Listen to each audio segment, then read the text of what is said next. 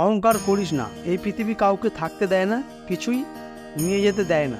নিজের থেকে কিছু আশা করি না, তবে যদি কেউ আশার প্রতিশ্রুতি দেয় তখন সেটাকে খুব বেশি বিশ্বাস করে এগিয়ে যাই, আর তখনই ঠকে যাই। কখনো কখনো সৃষ্টিকর্তা আমাদের ইচ্ছা করেই সমস্যায় ফেলে দেয়, যাতে আমরা সেই সব মানুষগুলোকে চিনতে পারি যাদের আমরা চোখ বন্ধ করে বিশ্বাস করি। উপর থেকে ভেবো না সবাই ঠিক আছে, ভিতরে ভিতরে সবাই শেষ হয়ে আছে। মুখোশের আড়ালে ওই ভয়ানক রূপ দেখার পর আমি আর কোনো বিষাক্ত প্রাণীকেও ভয় করিনি। একটু ভুল হলেই লোক মুখ ফিরিয়ে নেয়, অথচ মায়ের সাথে কত ভুল করেছি, মা কখনো মুখ ফেরায়নি। জীবনে ভালো সময়গুলো ভালো স্মৃতি রেখে যায়, আর খারাপ সময়গুলো ভালো শিক্ষা দিয়ে যায়। ভুল বোঝাবুঝিটাকে বিচ্ছেদ বানিয়ে নিও না, বরং ভুলগুলো ছেটে ফেলে দাও, এতে সম্পর্ক আরো মজবুত হবে। যদি বাকি জীবন শান্তিতে কাটাতে চাও, তাহলে লোকের কথা কান না দিয়ে নিজের মতো করে বাঁচো।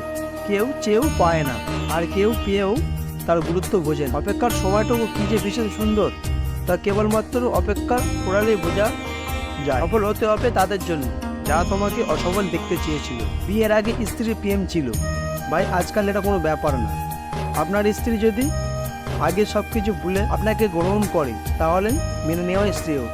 তবে উনি যদি ওনার আগের প্রেমিকের সাথে যোগাযোগ রাখেন আর তাকে ভুলতে না পারে, তাহলে তার সাথে সম্পর্ক না রাখাই ভালো। এর আগে কি করেছি এ নিয়ে এখন চিন্তা করে লাভ নেই। বিবাহ হলো সৃষ্টিকর্তার দান। আপনার জন্য আপনার স্ত্রী দুনিয়াতে প্রেরণ করেছেন। সবচেয়ে বড় কথা হলো নিজের ভাগ্যকে মেনে নিতে হবে। আচ্ছা, কিছু মানুষ তো কখনো কারোর সাথে প্রতারণা করে না, তবে তারা কেন প্রতারিত হয়? কিছু মানুষ তো কখনো কারণ মন ভেঙে দেয় না, তবে তাদের মন কেন ভাঙা হয়? কিছু মানুষ তো ভালোবাসতেও চায় না, তবে কেন তাদের ভালোবাসা শিখিয়ে ভালো টাকাটা কেড়ে নেওয়া হয়? যারা অন্যকে ভালো রাখতে জানে, তাদের কেন কেউ ভালো রাখতে পারে না? অন্যদের বুঝিয়ে কেন মানুষ নিজেই আগাছালো হয়ে যায়? যাদের মনটা একটু বেশি ভালো, তাদের কষ্টটাও একটু বেশি।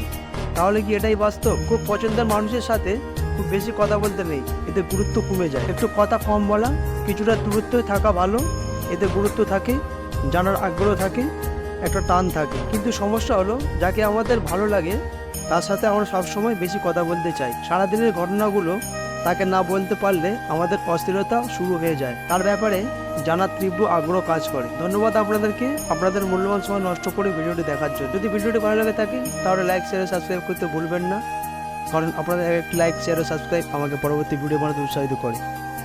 ভালো থাকবেন, সুস্থ থাকবেন, ঈশ্বর আপনাদের মঙ্গল করুন।